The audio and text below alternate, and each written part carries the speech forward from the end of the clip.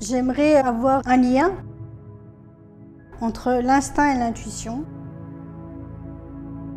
Est-ce que l'instinct, l'intuition, est-ce que c'est la même chose et est-ce que c'est un centre d'intelligence corporelle? Est-ce que c'est une chose qui est faite pour répondre à des peurs primaires, à un instinct de survie? À quel moment ça peut nous être utile dans notre vie de tous les jours? Excellent. Excellent. Alors, pour répondre à la question, il faut d'abord comprendre comment l'être humain, les animaux fonctionnent aussi. Tout le monde pense que notre conscience est à l'intérieur de ce corps. Et que donc, quand on réfléchit, c'est le cerveau qui réfléchit, d'accord? Et que quand on dirige quelque chose, il y a des réactions chimiques et biologiques qui se passent dans ce corps limité. Et c'est la première chose à comprendre, c'est que notre être, notre esprit, notre âme, notre conscience, elle n'est pas que dans ce corps. Elle est avant tout à l'extérieur du corps, comme le Wi-Fi. Donc on a une conscience qui nous promenons, qui sommes omniprésents. Omniprésents. On remplit comme l'air remplit cette pièce, remplit tout l'espace terrestre. La conscience remplit tout l'univers, ce qu'on appelait univers. Et qu'est-ce qu'on a fait? On a nous construit des véhicules, des drones, avec des capteurs. Et ces capteurs vont avoir une émission et réception de signaux depuis notre conscience. Et dans ces signaux, il y a notamment les signaux de l'instinct, de l'intuition. La différence, on peut la simplifier ainsi. L'instinct va être une information de survie, où instinctivement, d'accord, pour protéger le véhicule, certains automatismes, certains programmes, comme un programme qui tourne dans un téléphone, un programme qui tourne dans un ordinateur, des procédures, des programmes sont là, instinctivement, automatiquement démarrés. Par exemple, il faut du liquide, ok, on va savoir instinctivement qu'il faut ramener du liquide à l'organisme. Et là, on aura donc une vibration, une information basique, comme un système d'exploitation pour un ordinateur, que ce corps puisse survivre, continuer de fonctionner, que le véhicule continue de fonctionner. Mais la conscience a d'autres informations plus complexes, plus complètes, plus intelligentes. Et là, on va plutôt parler de l'intuition. Une autre information, une autre base de données, une autre information. Et cette intuition va permettre à l'âme de réaliser non plus un mode survie, un mode animalier, où l'animal il a juste à manger, juste à boire, mais on va aller dans une évolution. L'âme, l'esprit, la conscience veut se réaliser, non pas toujours dans le même contexte, mais faire évoluer un contexte, faire de nouvelles expériences. Comme un enfant va inventer de nouveaux jeux, l'esprit, la conscience va inventer de nouvelles expériences et intuitivement va guider le véhicule qui possède aussi un instinct pour le protéger dans ces nouvelles expériences évoluées. Ça répond à ta question, là, cette différence fondamentale entre les deux premiers. Oui, ça répond à mes questions. J'essaye de mettre le doigt ou essayer de le matérialiser, si on peut dire ça. Mais si je prends l'exemple, je vois un joli garçon, magnifique, et j'ai envie de me laisser enivrer avec ce garçon. Tout va bien, tout est parfait, on s'entend très très bien. Mais j'ai quelque chose dans mon corps qui me dit n'y va pas. Est-ce que c'est de la méfiance? Oui. Est-ce qu'il faut écouter? Est-ce que c'est mon passé qui me dit, parce que j'ai eu une mauvaise expérience auparavant? En fait, j'essaierai vraiment de savoir Est-ce qu'il faut que je me laisse guider ou comment ça fonctionne? Excellent, excellent. Alors, dans notre intelligence, on a différents niveaux d'intelligence. Par exemple, l'instinct va s'assurer de la survie, par exemple, du véhicule. Maintenant, l'humain, on a un intellect, on a une énergie, une vibration qui est l'énergie mentale. Notre conscience, d'accord, nos souvenirs, d'accord, au niveau mental. Un grand calculateur, si on veut. Maintenant, ce que tu amènes là sort du mental. Ça veut dire qu'il y a une perception que le mental ne peut pas expliquer. Le mental, il peut juste expliquer ce qu'il a déjà vu, ce qu'il a déjà connu. Par exemple, tu as appris une fois à ouvrir une bouteille, tu vas pouvoir le répéter. Un exercice appris par le mental va pouvoir être répété. Dans le cas de ton ami, tu as peut-être eu des expériences heureuses et malheureuses avec d'autres personnes dont tu te souviens mentalement. Ta conscience mentale humaine te rappelle ces souvenirs. Mais là, c'est une autre information parce que tu n'as pas encore vécu d'expérience avec cette personne-là. Donc, qu'est-ce qui se passe? Tu as accès à un champ d'énergie, un champ d'information, d'accord, qui est intuitif, où tu vas sentir des expériences qui n'ont pas encore eu lieu, qui ne se sont pas encore matérialisées.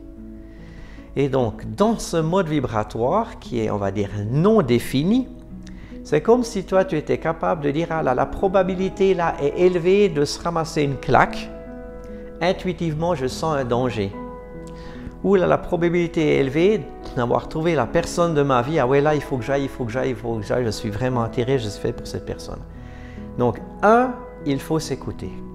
Ça, c'est fondamental. Mais pas écouter le mental. Pas écouter les choses que tu peux expliquer par des mots, par des expériences vécues. Ce qu'il faut, c'est écouter ton intuition, écouter ton ressenti. Parce que tu es dans un mode non plus humain, mais là, surhumain, où tu auras un champ d'information qui est encore non défini, non formé, non matérialisé. Surtout, écoutez ça. Et en s'écoutant, après, ça te dit, ah non, non, non, là, il faut que je reste tranquille. Ou alors au contraire, oui, là, il faut que je fonce. Donc ça, on ne l'a pas appris. On nous a appris ici, dès des calculateurs, de prendre des choses logiques et mentales, des expériences vécues. C'est bien pour certaines expériences, mais ça ne suffit pas pour d'autres expériences où il fallait où ton intuition t'appelle, parce qu'on va toujours innover. Et dans cette innovation, on va écouter son ressenti où on a attiré, et là, tu es sûr de ne pas te tromper. Toujours s'écouter, écouter son ressenti, et même si tu ne sais pas pourquoi, si tu ne peux pas l'expliquer avec des mots, tu es sûr en t'écoutant toi d'être toujours sur le bon chemin. Si je prends un exemple un peu plus concret, aujourd'hui je suis employée, j'ai un salaire de 10 000 francs par mois, j'ai une très bonne position, ce travail me plaît. Mais tous les jours, quand j'ouvre le journal, je vois toujours, quelque part, cette même photo d'une île paradisiaque avec un bateau. Et j'ai toujours cet appel au large qui me dit « Quitte ce travail, prends un billet et pars ». Est-ce que je dois écouter la raison, l'intuition? Comment je peux combiner les deux? Parce que je peux aussi paraître pour quelqu'un d'instable. Oui, oui. Le mieux, ce sera de tout considérer les informations que tu as. Donc, c'est écouter ton intuition. Si cette île paradisiaque t'attire, si ce nouveau contexte t'attire, vas-y. Parce que tu as un appel de quelque chose qui va justement permettre à ton âme, à ton être de faire une nouvelle expérience. Donc, vas-y. Néanmoins, tu as un intellect, tu as une expérience, tu as une intelligence, un mental, qui va pouvoir t'aider, t'accompagner dans la transition, dans le voyage. Ça veut dire que ce n'est pas ou le beurre ou l'argent du beurre, c'est le beurre et l'argent du beurre. Tu écoutes ton intuition, va dans cette île paradisiaque, mais tu l'organises en considérant les conseils de ton mental. Par exemple, tu ne vas pas déménager demain, mais peut-être déménager dans 3 ou dans 6 mois, le temps de tout organiser. Et ainsi, tes expériences, je dirais, du passé, de ce que tu as vécu au niveau mental, vont être utiles pour organiser dans un monde pratique ce voyage dans ton île paradisiaque. Et ainsi, tu as utilisé une expérience vécue d'une certaine vibration mentale, intellectuelle, pour aller où ton cœur t'appelle, où ton intuition t'appelle. Il serait dommage d'en couper un ou l'autre. L'intuition est liée au cœur, oui, au sentiment. À ton âme, c'est vraiment ça. Donc est-ce que c'est plus une envie? Est-ce que c'est plus quelque chose que mon corps, mon cœur sait, que ma conscience ne connaît pas encore? Alors, ta conscience le connaît, mais c'est ton mental qui ne le connaît pas. Pourquoi? Parce que ton mental a été construit avec des informations humaines. Il faut faire ça dans les règles, dans les formes. Attention, calcule bien, fais attention, on va t'apprendre plein de choses qui vont te limiter. Maintenant, le cœur, l'amour, l'âme universelle, là, n'a pas du tout ces frontières. Donc, tu auras une aspiration à te réaliser dans quelque chose de plus grand. C'est comme les chakras. 3e chakra, le chakra mental. 4e chakra, c'est le chakra du cœur. Tu veux monter en vibration, donc tu as envie de à la fois t'ouvrir et t'échapper sur cette île pour faire des nouvelles expériences. Et là, après, au niveau mental, les expériences sont plus limitées, sont plus formelles. Donc, va utiliser tes expériences formelles et limitées qui vont te permettre efficacement de faire le voyage dans le nouveau contexte, où là, tu vas faire de nouvelles expériences avec d'autres limites. Donc, en réalité, tu sors d'un boîtier très réduit, mental, pour entrer dans un boîtier beaucoup plus ouvert, dans ton intuition, dans ton âme, dans ton île, là. Et là, tu vas faire des nouvelles expériences mentales aussi, qui vont te permettre d'être plus grande dans ton être, dans ta conscience. Et ainsi, ta conscience mentale humaine devient dans le temps une conscience surhumaine, plus complète, avec plus d'expérience.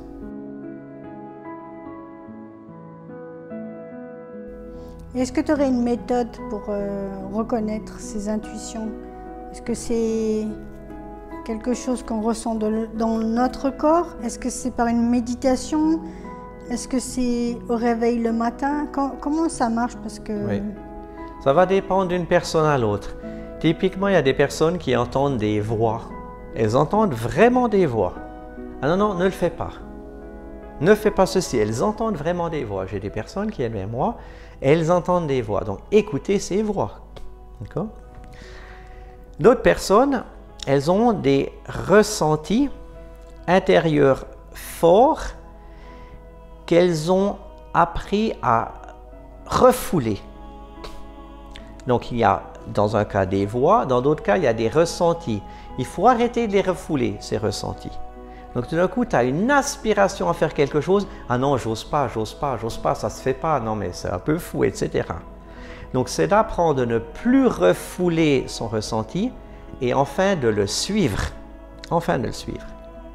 Le plus important, c'est il faut s'écouter soi. On a été éduqué à toujours écouter les autres. Ses parents, le maître, le chef, le système, etc., etc.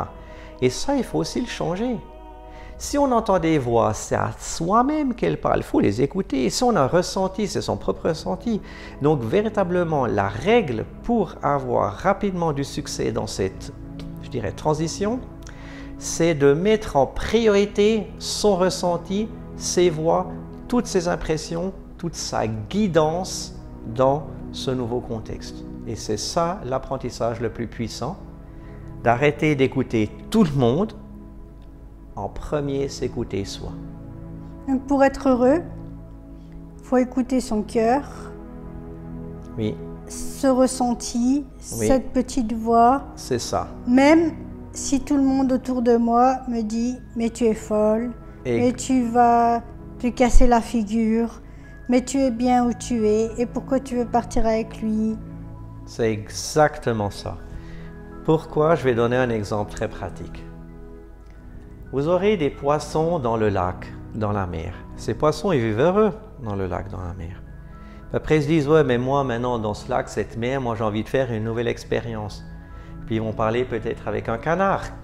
Puis le canard va dire, mais viens, viens voler avec moi. Quand tu voles, c'est super. Viens, viens. Alors le poisson, il va faire des sauts. Puis il va faire des efforts. Avant, il nageait automatiquement, sans effort. Puis maintenant, il se dit, je vais devenir comme le canard, un poisson volant. Mais il manque juste les ailes. Mais il va s'épuiser à faire des sauts pour ressembler au canard. Et ça, c'est la vie de tous les jours. Les gens, dans leur contexte, veulent faire une nouvelle expérience et ils vont écouter des gens d'une autre famille qui ont des autres talents. Et le problème, c'est que le canard, il peut donner sûrement des bons conseils à un autre canard. Mais à un poisson, ça va être un peu difficile. Et là, il y a encore un cas encore plus intéressant. C'est tu es un aigle. Et toi, en tant qu'aigle, tu as l'habitude de vivre à 4-5 000 mètres d'altitude. Là, tu as tous les espaces pour toi, tu as tes 2 mètres d'envergure et plus, et tout va bien. Et tout d'un coup, là, tu n'as pas un canard, mais tu as 100 canards qui vont vouloir venir te donner des conseils. Parce que pour un aigle, il doit avoir au moins 100 canards ou 10 000 canards. Alors là, la problématique est encore différente. C'est que toi, en tant qu'aigle, tu peux voler à 4 ou 5 000 mètres avec tes 2 mètres d'envergure. Le canard, il ne sait pas ce que c'est de voler à 4 ou 5 000 mètres. Toi, tu peux voler au ras de l'eau. Le canard ne peut pas voler à 4 ou 5 000 mètres. Et là, si tu te mets à écouter les 1000 canards ou les 100 canards, là, tu vas petit à petit oublier les grandes envergures de la montagne et de toutes tes compétences et de tous tes super pouvoirs que tu avais pour commencer de vivre comme un canard. Ce n'est pas que de vivre comme un canard, ce n'est pas intéressant. C'est simplement différent de la vie d'aigle que tu peux, toi, aspirer et développer. Donc c'est pour ça qu'il faut s'écouter en premier. Qu'on soit dans la famille des poissons, entre guillemets, que ce soit dans la famille des aigles, entre guillemets. Dans tous les cas, il faut d'accord écouter ses voix intérieures, ses aspirations intérieures, avant d'aller prendre conseil dans la masse, dans la norme, dans la normalité, car tu es une personne unique. Et au lieu d'être un poisson ou d'être un aigle, tu as une individualité absolument unique qui, si elle n'est pas suivie, ferait manquer une pièce dans cet univers. Donc pour toi, suivre son intuition, ça vaut plus que écouter 100 personnes qui disent la même chose. Ça vaut plus que d'écouter toute la planète. Ça vaut plus que m'écouter moi. Alors que l'on a déformé nos enfants, en leur apprenant à faire les choses selon notre manière, on aurait mieux fait de les écouter. Et chacun, même la personne qui m'écoute, elle a meilleur temps de s'écouter elle-même que de m'écouter moi et qui que ce soit d'autre sur cette planète. Parce qu'à l'intérieur d'elle, il y a des informations que seule elle dans l'univers est là. Et c'est ça la richesse de chacun et de chacune. C'est que chacun a sa propre vibration, a sa propre masse d'informations, vient ici faire sa propre expérience individuelle. Ou dans l'universalité des êtres, si elle ne fait pas son expérience individuelle, il va manquer une pièce dans le puzzle. Et tu sais, tu fais un magnifique puzzle de 10 000 pièces. d'1 million de pièces, de 1 milliard, de 8 milliards de pièces. S'il en manque une, tu ne verras que cela. Et tout le puzzle sera manquant. Mais ça m'effraie ce que tu dis, parce que si je t'écoute, je quitte mon boulot, je quitte mon appartement, je prends un billet pour cette île paradisiaque qui me suit tous les jours, et je prends cet avion et je laisse tout derrière moi, mais je ne sais pas du tout ce que je vais retrouver de l'autre côté. Mais quelque chose dans mon ventre, une petite voix me dit « Fais-le, fais-le, fais-le ». Donc il ne faut surtout pas que ça te fasse peur. Il faut oser. C'est-à-dire que alors que certaines informations ou certains médias grand public vont nourrir la peur, il faudra nourrir la confiance. Et cette confiance, ce sera de la nourrir en te disant, mais organisons ce voyage dans cette île paradisiaque avec tout mon bon sens, avec tout ce que je sais faire. Et ayons confiance que sur place va se développer une vie qui sera très très bien parce que ma conscience, mon âme ne pourra jamais m'amener quelque part où je serai en danger. C'est-à-dire que tu vas faire confiance à une connaissance que tu n'as pas encore expérimentée et cette expérience que tu as déjà expérimentée, la faire se transformer gentiment dans une nouvelle expérience. Et ainsi, tu grandis dans ta conscience pratique expérimentée. Donc la confiance est quelque chose qu'il faut nourrir en voyant tout ce que tu as su faire dans un environnement que tu ne maîtrisais pas au départ, puis qu'à l'arrivée tu as pu maîtriser. Tu pourras le répéter dans ton île parce que ce que tu as fait une fois, tu vas pouvoir le réussir à nouveau. Ce qui serait malheureux, c'est de ne pas écouter tes voix intérieures. Parce qu'en n'écoutant pas ces voix intérieures, il se passe une dégradation. C'est qu'au lieu de mourir du jour au lendemain, tu meurs à petit feu. Parce que n'ayant pas écouté ton aspiration, ce à quoi aspire ton âme et ton être n'aura plus besoin d'être dans cet environnement où il s'ennuie. Et tu vas vieillir, tu vas te dégénérer. Pour pouvoir ainsi te libérer d'un véhicule, d'un drone, pour revenir dans un autre véhicule, dans le paradis tel que tu le représentes. Et c'est ça qui est fondamental, c'est de voir pas seulement, entre guillemets, les risques que tu prends en quittant un environnement connu pour aller dans un nouvel environnement d'aventure. C'est les risques que tu acceptes de prendre en restant dans cet environnement qui ne te convient plus, où la dégénérescence est accélérée. Et est-ce que cette intuition que j'ai, c'est un message énergétique ou de l'univers qui me dit « ta place n'est plus ici, mais ta place est là-bas parce que tu dois continuer le cycle de ta vie à cet endroit-là ». C'est ça. Et je reviens dans ce que j'ai dit en tout premier dans notre conversation. C'est que tant qu'on se prend pour le véhicule, on va se limiter au véhicule. On va se dire « Ouh là là, mais c'est terrible, si je dois quitter cette ville, cette place, mon travail, ma famille, mes amis, etc. quoi, pour aller dans une île, un environnement inconnu. Waouh, mais c'est énorme ce que je dois faire là. » Ça l'est au niveau du véhicule. Si tu sais que tu es la conscience universelle qui vient télécommander ce véhicule, tu sauras que tu vas juste de ta télécommande changer ton drone d'environnement et le faire bzzz, atterrir dans un nouvel environnement. Et toi, conscience universelle, tu faisais bien attention de l'environnement où il était avant. Et tu vas bien entendu, toi, conscience universelle, faire bien attention à l'environnement où ton drone arrive au nouvel endroit. Donc la perspective de se prendre pour le drone, le véhicule, te limite énormément. D'accueillir une nouvelle perspective que tu es la télécommande, tu es la créatrice, tu es l'énergie qui va diriger, conduire ce véhicule, va t'amener dans une nouvelle confiance que tu peux être sûr que l'environnement que tu l'as déjà bien préparé pour ton super drone, qu'il puisse bien atterrir, bien être rechargé, qu'il ne va manquer de rien du tout.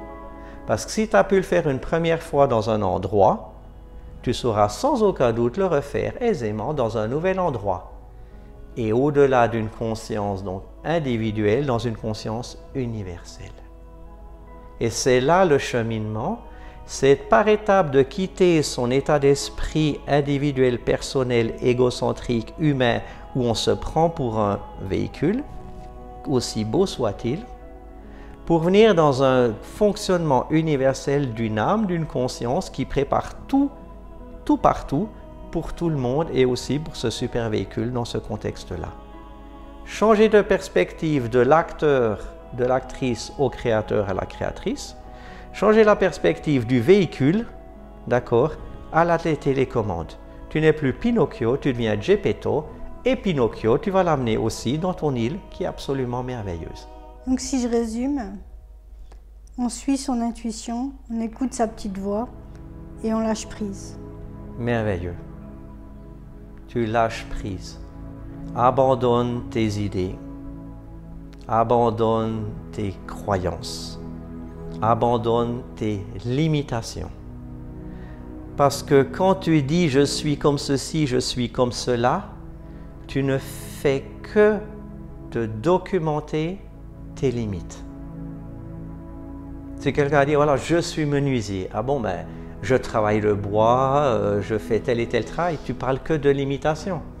Un autre va dire « ah, mais moi je suis boulanger », alors toi tu ne travailles pas le bois, tu travailles la farine, tu vas avoir les limites de la farine. Et donc, quand tu prends toi après comme une conscience, comme une énergie, comme une vibration, on va dire, émanation, tu pourras avoir confiance que tu pourras, toi, te créer quelque chose qui va te permettre de grandir dans les expériences neuves que tu vas faire. Sinon, regarde autour de toi à quel point les gens deviennent ternes, éteints, si ils n'ont pas écouté leur voix intérieure. Et si quelqu'un va écouter sa voix intérieure, tu vas tout de suite voir à quel point elle est lumineuse. La preuve, c'est les enfants. Tant qu'on les laisse faire ce qu'ils veulent, entre guillemets, ils sont rayonnants, bruyants, chantants, sautillants. Puis, on va les mettre sur nos rails, dans notre format de canard, pour la faire simple. Ils vont plus pouvoir chanter, sautiller, être joyeux. Pourquoi? Parce qu'au lieu de suivre eux, quelle était leur aspiration, on leur a dit « non, non, tu dois suivre maintenant mon aspiration de canard ». Et dans le temps, ça va encore peut-être même se dégrader, parce qu'il y aura encore plus de limites qui vont venir, et plus de lourdeur, etc. Donc d'écouter maintenant ton intuition, maintenant tes aspirations, va faire sauter les unes après les autres des barrages, des croyances, des idées, des dogmes, pour te permettre de retrouver tous tes pouvoirs créateurs et toute ta joie, toute ta liberté. Qu'en finalité, c'est ça. Lorsque tu es arrivé ici, tu vas être toutes tes libertés, et au fur et à mesure des années, on va dire, tes libertés ont été réduites. Reprenant ces libertés, notamment sur ton île, d'accord, ok, tu vas pouvoir retrouver une joie, une vitalité, une santé qui était en même temps réduite quand tu as été limité dans tes libertés, dans tes mouvements, dans ton expression, etc. Donc d'aller vers ses aspirations, vers son intuition, permet par étapes de retrouver toute sa joie, toute sa vitalité, toute sa santé qui avait justement été perdue par les limitations et les réductions que l'on avait accumulées dans le temps. Tu pourras peut-être, dans un futur entretien, nous aider à appréhender le lâcher-prise. Comment faire pour lâcher prise? Volontiers. Et en introduction, il faut tout oublier.